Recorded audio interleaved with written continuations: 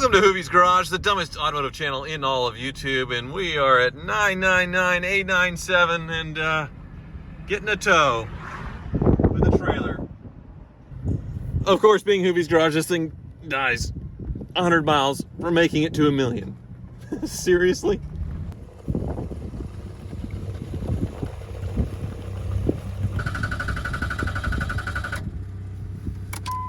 Can't go back. Just the key on. Do that 4 or 5 times. Sometimes it'll get it primed. Yeah, but it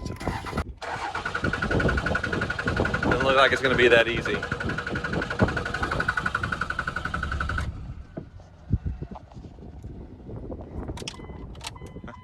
Typical.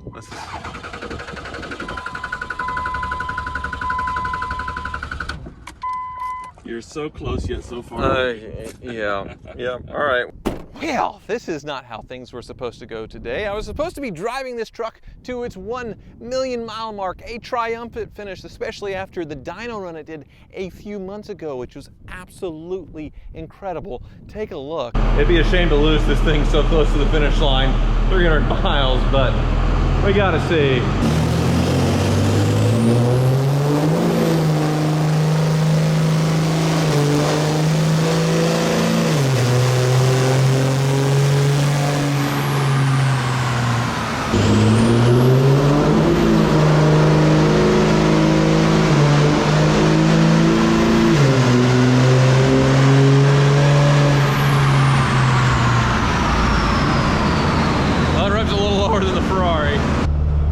No, that's impossible. That's absolutely impossible.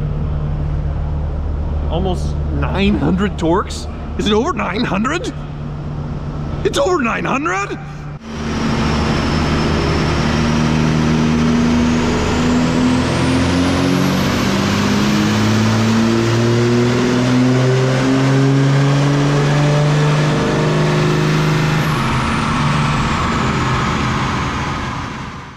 It is over 900 pound-feet of torque.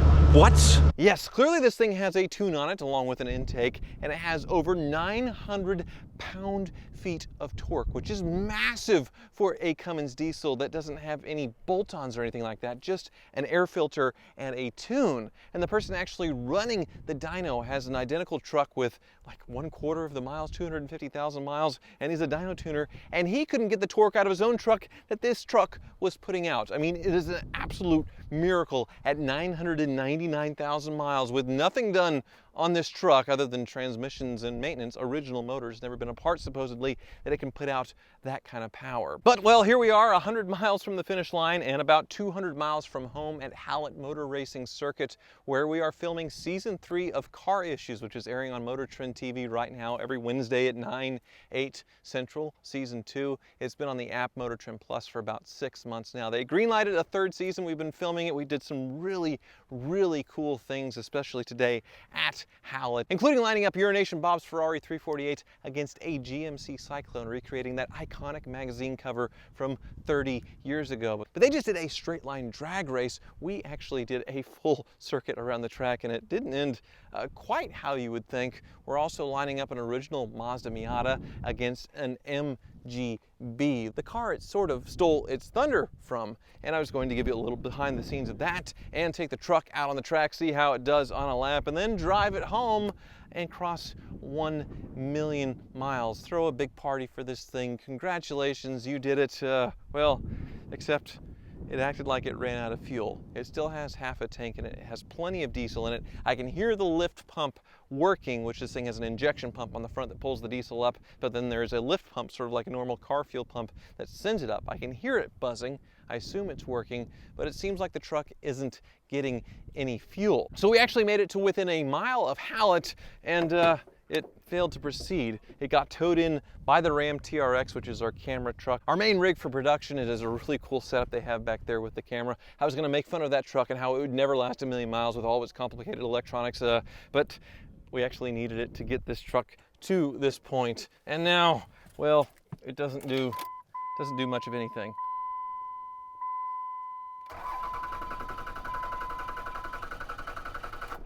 Just cranks and cranks and cranks and cranks.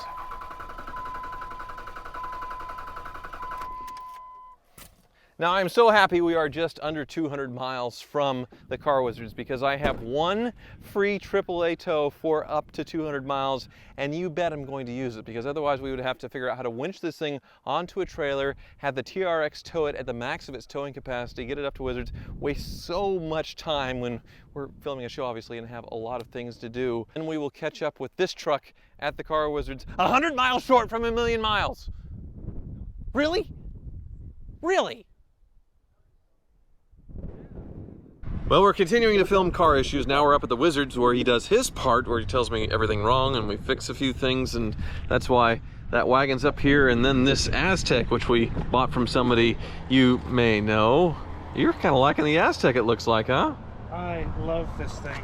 A lot of people don't like these Aztecs. I think they're hideous, but I guess I like the ugly ducklings. I really like them. It's gonna be like 6 months before it comes out, but it's amazing. But what's going on here with the Cummins Wizard? It got towed up overnight. Correct. 100 miles short. Isn't that the way it always is? I guess. Okay. V6. They're really wanting to show off there. Yeah. Okay. So here's the key. Yeah. So I was doing this, checking all day to see if it would fire off, and surely it doesn't just start when it showed up. It's still broken, right? Oh, it's still broken. Yeah. Okay. Try to start it. All right. Yeah, nothing, no fuel, right? Correct. Okay. I'll open the bonnet. All right. I'm going to unplug the FCA, which is the fuel control actuator. This little cylinder-shaped thing. It's got a cord hanging off of it. It looks like it has red salvage yard like marking tape, like it's a used unit, or what is it? Probably an aftermarket high-pressure unit. That's because they got it tuned really high or whatever. So what did that just do? You unplugged it. It gives full pressure all the time now. So full fuel pressure, if that's what it is. Let's find out. Keep cranking and it should start, I hope. How do you know this? I've worked on these before.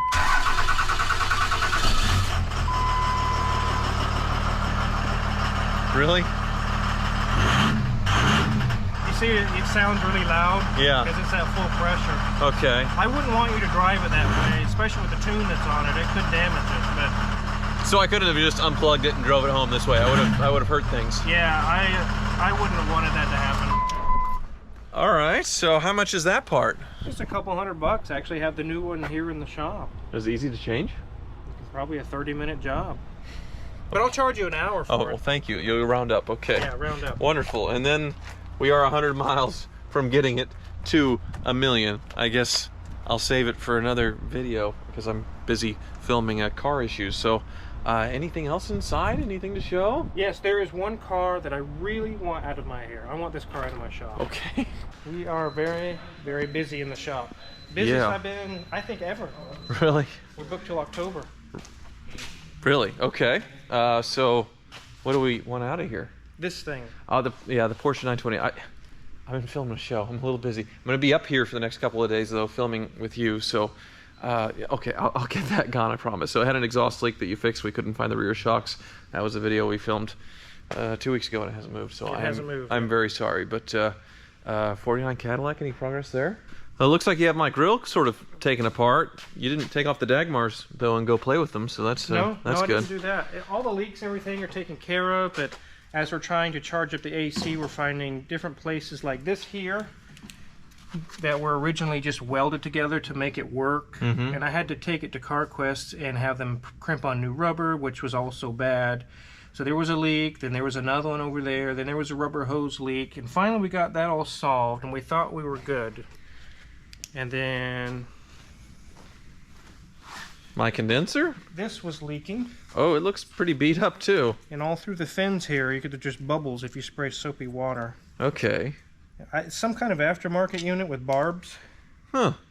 I'll have to search and find another one. But this should be the last piece to solve all the leaks. Well, the previous owner said he would have to recharge it every year, but it sounds like it would leak out a little quicker than that in its current state, huh? Yeah, it would have, yes. Okay, so all the big leaks, though, from the shaft, you polished it and put it back in? Yep, all the way deep. Wonderful. Okay. Brake booster behaving itself? Yep, it's doing good. It's nice and dry. All right. So that one part, and then I have a daily driver 49 Cadillac. Getting close. Okay. Well, as far as my other cars, there's only the Vanquish here. Is it?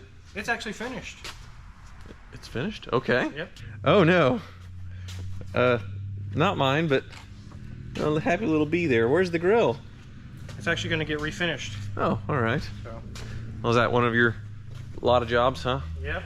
So the CarTrek Vanquish showed up with a misfire, did the tune-up, and one of the fuel pumps just decided to, which the whole interior was apart earlier. Yep. Now it's all back together, and it's driving well. Drives perfect. Any quirks? No quirks. No check engine lights, no warnings. It's got full power. Would take the Porsche, but can I take this instead? After you pay the bill. Oh, it's going to be a bad one. No, this one's not cheap. Yeah, this is going to hurt. Okay. Let's see here. Are you ready for the damage? I'm ready, yes. Oh, that's a spicy meatball. $6,319. Oh. Okay. So the tune-up was, I already know, very expensive. So that was $2,350 for the ignition coils. Man, what is it with those ignition coils? Why are they so monstrously expensive? I have no idea. I've done several sets of them. There are no replacements you have to buy. Those, that's what they are. It's expensive. So, yep, we had the misfire that led to some more problems. The coolant level, you're able to fix that. Actually saved me a bunch of money there. So that was very nice of you, not the $1,500 tank. And then, yeah, the fuel pressure, which was ripping the interior apart. The fuel pumps themselves, not too bad. So, all right, $6,300. And it is kind of carmageddon for me right now with the Cummins, and then a couple of the exotics. Ferrari and Lambo have broken at home. Oh no. So you're so busy. Yeah, I'm getting beat up right now. Well, it might be a little while. Well, hopefully you can sneak me in before October.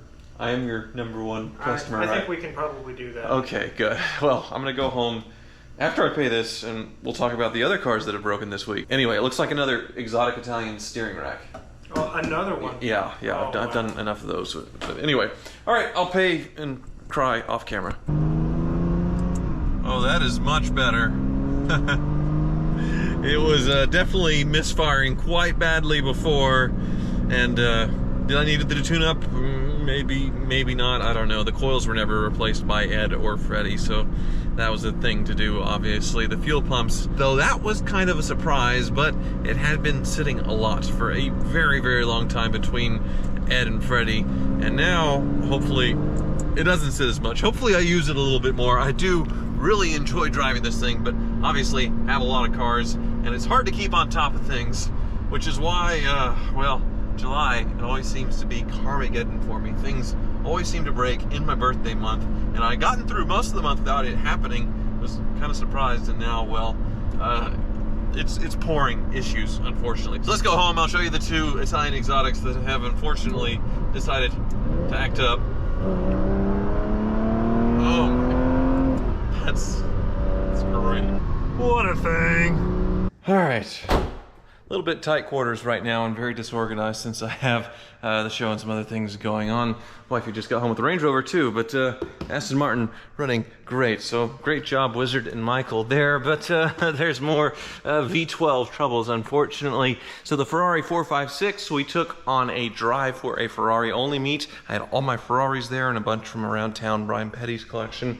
And this one, well, the AC didn't work earlier. We had that fixed. It actually wasn't kicking on because of some electrical issue. Italian cars, I know, electrical problems. But anyway, I had it at the Car Ninjas since it was close by, sort of last minute. So it's not ridiculously hot. It's 104 degrees inside the car. And he fixed it by rigging the switch to just be a literal off-on switch. But then the fuel pump on one side was running pretty much all the time, or for a long time, over an hour, until the car cooled off, and then on the drive it went down on one bank and ran like garbage. Then was a surging crazy idle, so it has even more electrical problems to deal with. Now that it's cooled off and cooled down outside, it's running better, but when you warm it up and drive it for a while, it starts to go berserk. So that is something that needs to go to the Car Wizards, my beautiful gated 456 that I imported from Dubai. I do love this car, so it's not going anywhere, but definitely a pain. And unfortunately, the Murcielago is normally parked there Look at all this trash on the table, jeez.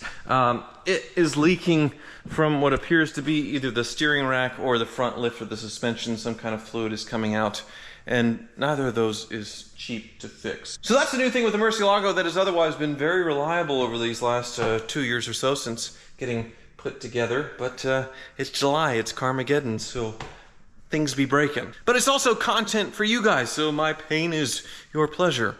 My pleasure. Thank you for watching.